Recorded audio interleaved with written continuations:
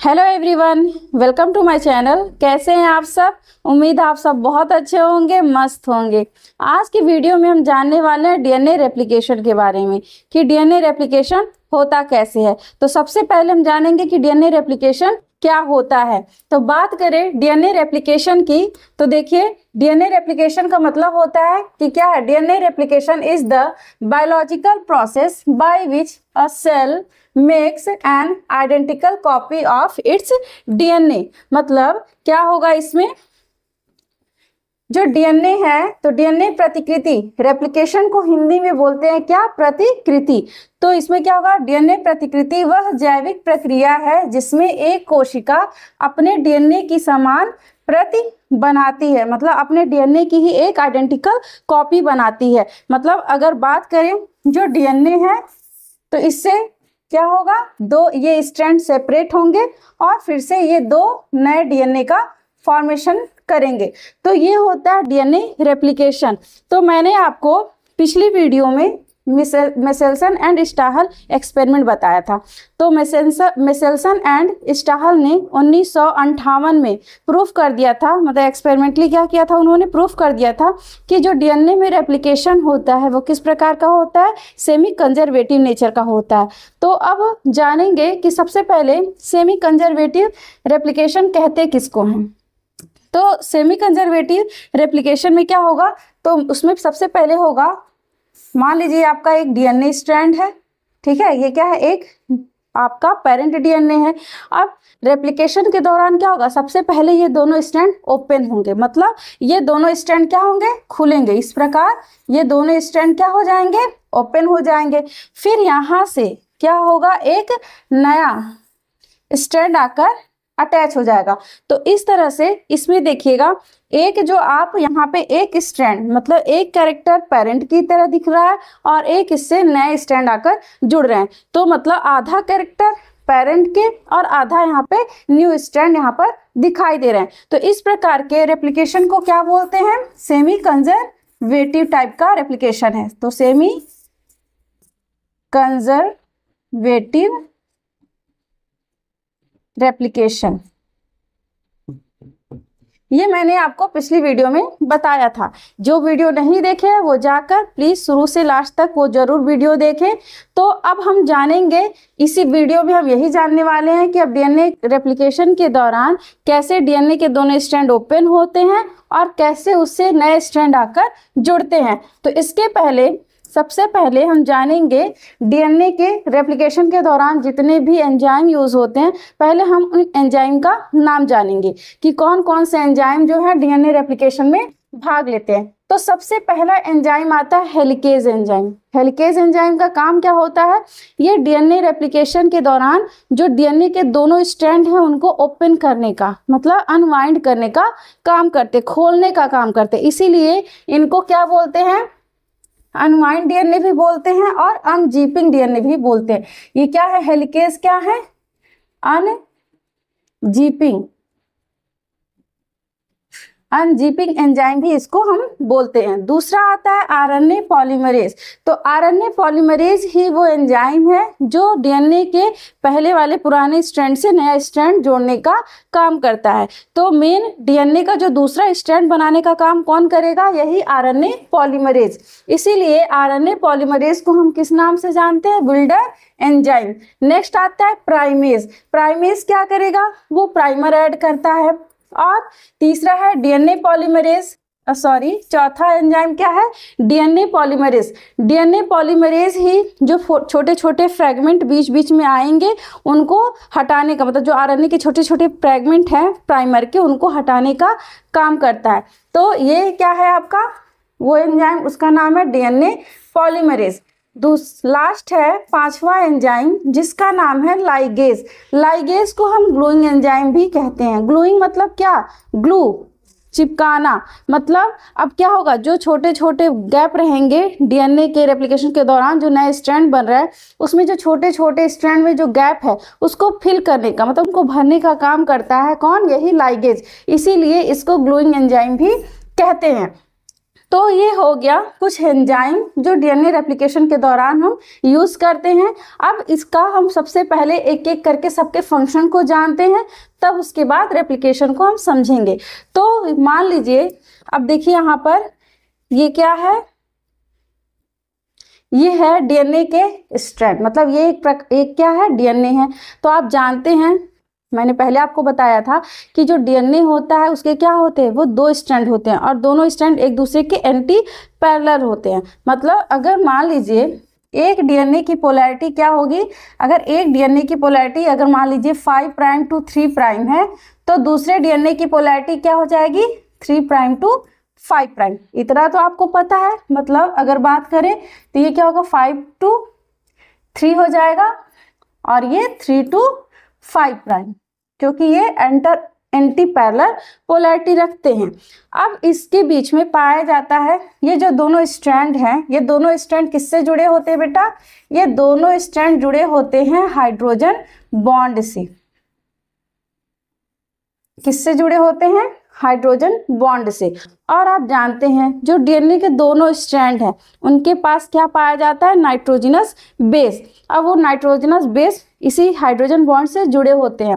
और वो जो नाइट्रोजनस बेस है कौन कौन से होते हैं, तो इसमें एडेनिन जो होता है वो थाइमिन के साथ डबल बॉन्ड से जुड़ा होता है, और ग्वानिन जो होता है वो साइटोसिन से ट्रिपल बॉन्ड द्वारा जुड़ा होता है। तो ये इतना आपको समझ में आया, इतना तो ये बेसिक सा डीएनए का एक स्ट्रक्चर है।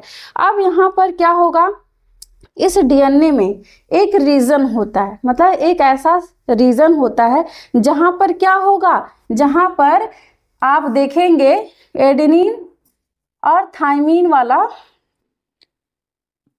एडेनिन थाइमिन का सीक्वेंस आपको दिखाई देगा। कहीं भी इसमें क्या होगा, एडेनिन और थाइमिन वाला रीजन आपको दिखाई देगा। तो ये बहुत सारे वहां पर आपको सीक्वेंस दिखाई देंगे कुछ इस प्रकार कि जैसे मान लीजिए एडेनिन थाइमिन, थाइमिन एडेनिन हो गया, एडेनिन थाइमिन, एडेनिन थाइमिन, ऐसे करके कुछ सीक्वेंस इसमें एक साथ दिखाई देंगे। तो उस रीजन को बोलते हैं क्या, ओरिजिन ऑफ साइट, या फिर बोल सकते हैं ओरिजिन ऑफ रेप्लिकेशन, जिसको हम शॉर्टकट में लिखते हैं ORI। क्या बोलेंगे, ओरिजिन ऑफ रेप्लिकेशन, जिसको बोलते हैं ORI। तो इसमें जो डीएनए का मतलब डीएनए रेप्लिकेशन का जो पहला एंजाइम वो आकर यहाँ पर काम करेगा। तो पहला एंजाइम क्या था, हेलिकेज।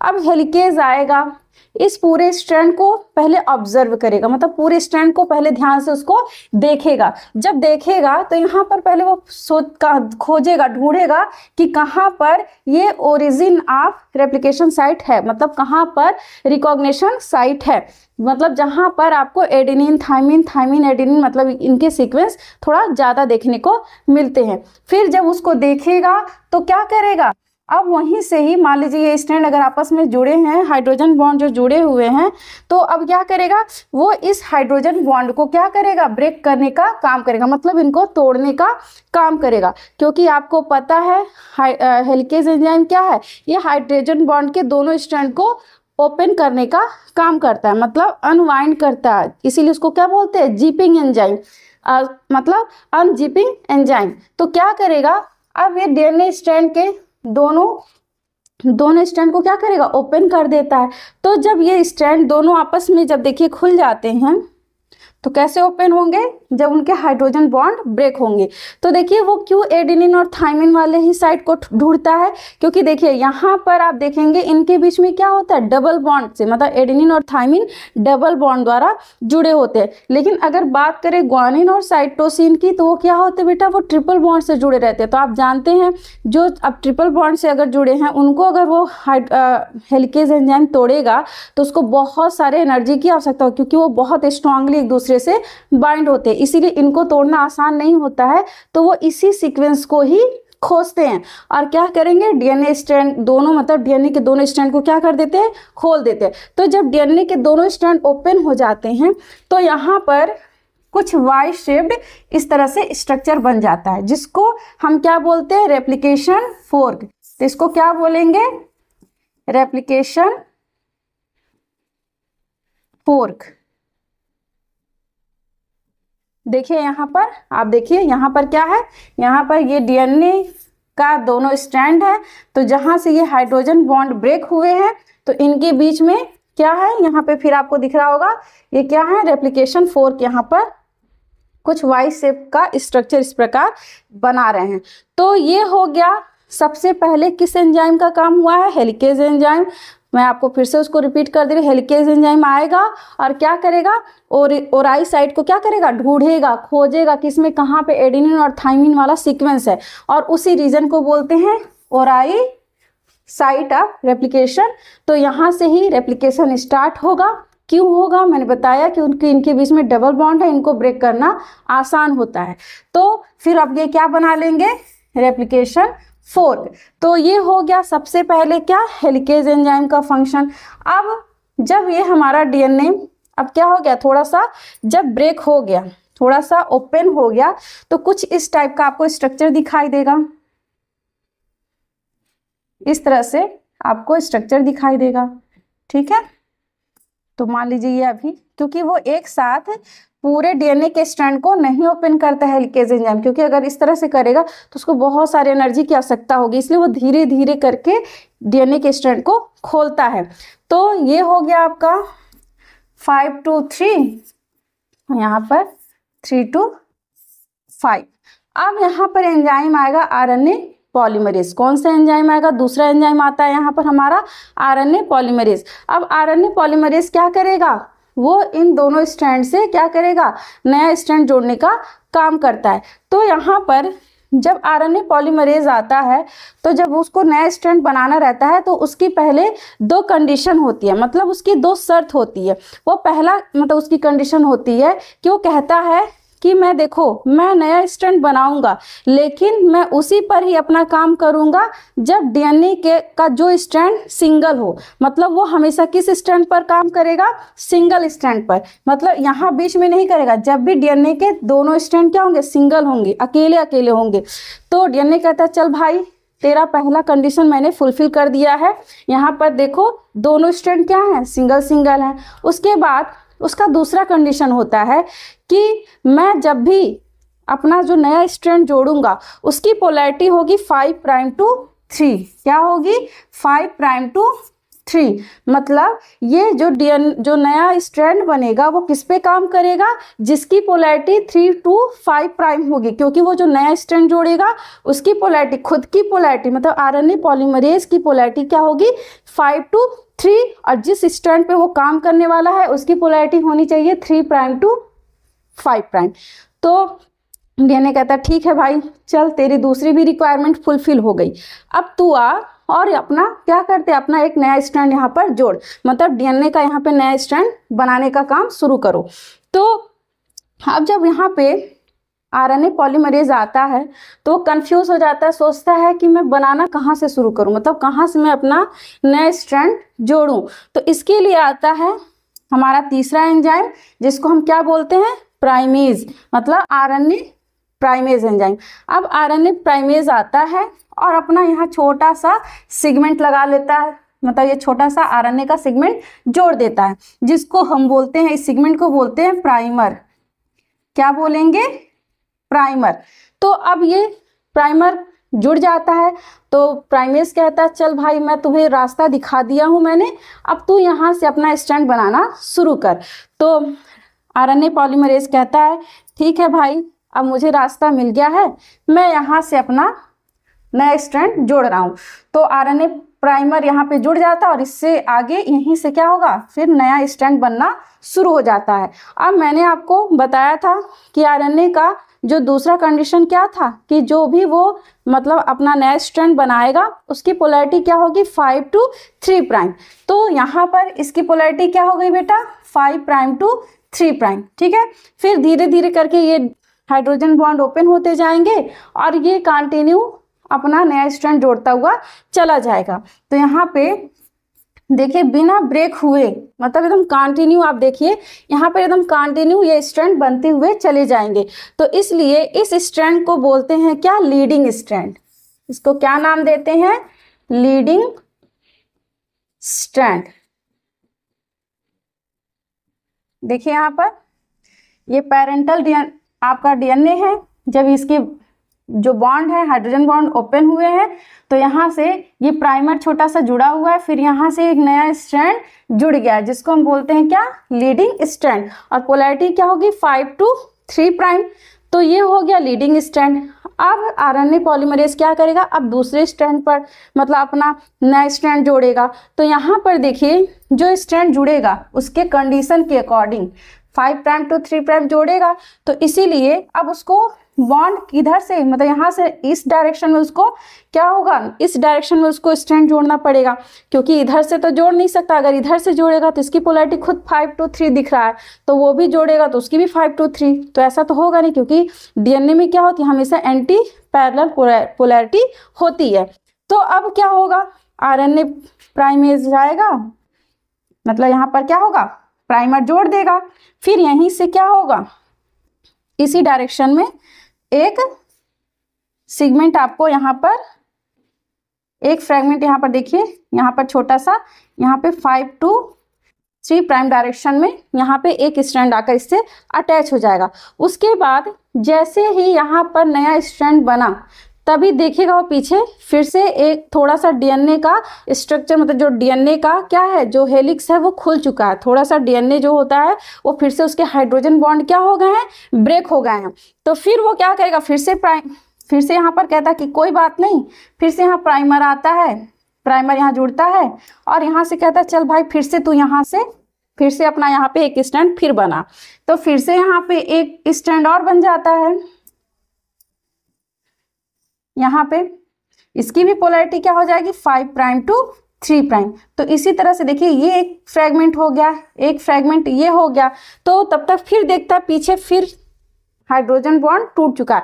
मतलब यहाँ पे क्या हो रहा है, यहाँ पर जो आपका नया स्ट्रैंड जुड़ रहा है हाइड्रोजन इसका मतलब डीएनए का जो नया स्ट्रैंड यहाँ पर आकर जुड़ रहा है, जो आरएनए पॉलीमरेज जोड़ रहा है, तो वो किस डायरेक्शन में जुड़ रहा है, वो आगे की डायरेक्शन में जुड़ रहा है। तो जैसे ही वो आगे के डायरेक्शन में अपना नया स्ट्रैंड जोड़ रहा है, तब तक वो पीछे मुड़कर देखेगा कि हाइड्रोजन बॉन्ड ने फिर हेलिकेज एंजाइम ने क्या किया, फिर से और हाइड्रोजन बॉन्ड को क्या किया है, ब्रेक कर दिया है, यहाँ पर मतलब फिर से तोड़ दिया। तो पीछे इसी प्रकार आप देखिएगा यहाँ पे छोटे छोटे बहुत सारे फ्रेगमेंट में, तब क्या होगा, यहाँ पर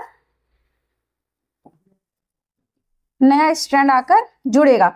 तो इस तरह से ये एक फ्रेगमेंट हो गया, एक फ्रेगमेंट ये हो गया, एक फ्रेगमेंट ये हो गया, और ये इधर तो कोई दिक्कत नहीं, ये तो अपना स्ट्रैंड खुलता जाएगा और ये कंटिन्यू ऐसे अपना नया स्ट्रैंड जोड़ता हुआ चला जाएगा। लेकिन यहाँ पर जो नया स्ट्रैंड जुड़ रहा है वो छोटे छोटे फ्रेगमेंट में जुड़ रहा है। तो इन जो छोटे छोटे फ्रेगमेंट हैं इनको हम नाम देते हैं, क्या नाम देते हैं बेटा, ओकाजाकी फ्रेगमेंट। इस फ्रेगमेंट को क्या बोलते हैं, ओकाजाकी फ्रेगमेंट। ठीक है, तो यहाँ पर ये डिसकंटिन्यूअस मतलब ब्रेक ब्रेक करके ये बने हुए हैं। तो इसीलिए इनको हम इस स्ट्रैंड को, मतलब जैसे इस स्ट्रैंड को मैंने लीडिंग बोला, तो इस स्ट्रैंड को हम नाम दे देंगे क्या, लैगिंग स्ट्रैंड। इसको क्या बोलेंगे, लैगिंग स्ट्रैंड। इतना आपको समझ में आ गया, यहाँ तक तो आपको कोई दिक्कत नहीं। क्या होगा, फिर से मैं आपको एक बार फिर से इसको एक्सप्लेन कर दे रही हूँ। सबसे पहले क्या होगा कि आरएनए पॉलीमरेज आएगा और यहाँ पे क्या करेगा, अपना नया स्ट्रैंड बनाना शुरू करेगा। लेकिन उसकी दो कंडीशन होती है। पहली कंडीशन क्या होगी कि वो जिस पे काम करेगा वो हमेशा सिंगल स्ट्रैंड होना चाहिए। दूसरा कंडीशन क्या था बेटा कि उसकी पोलैरिटी क्या होगी, जो वो नया स्ट्रैंड बनाएगा उसका खुद की पोलैरिटी 5 to 3 प्राइम होगी। तो इसलिए सबसे ऊपर वाले पे देखिए ये 5 to 3 प्राइम है।